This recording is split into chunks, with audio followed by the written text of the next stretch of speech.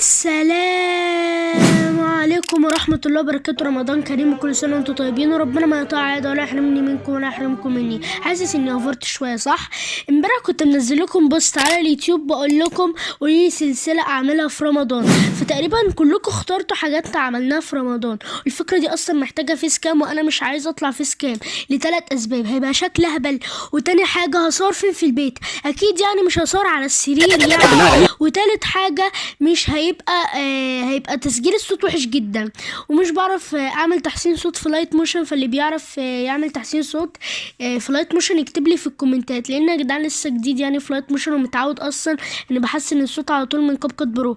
فنرجع لموضوعنا. لو هعمل سلسله حاجات كلنا عملناها في رمضان من غير فيس كام هيبقى ملهاش طعم برمضان خالص. فممكن اعمل سلسله افضل صانع محتوى على اليوتيوب، وهيبقى 30 شخص، 30 صانع محتوى يعني على اليوتيوب. اي حد يقدر ينضم يكلمنا على الانستجرام في رابط في اول تعليق. هيبقوا 2 ضد بعض، يعني كل يومين هنزل على المنتدى 2 هيلعبوا ضد بعض، وكده اول رمضان مثلا 30 يوم هنكون كده خلصنا المسابقة على رمضان بالظبط.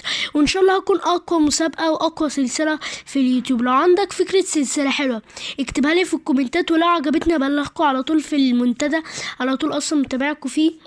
وكمان هقول لكم يعني لو السلسلة عجبتني في المنتدى. ولسه يا جدعان فاضل 5 ايام، فاسف اني طولت عليكم. تصبحوا على خير، سلام.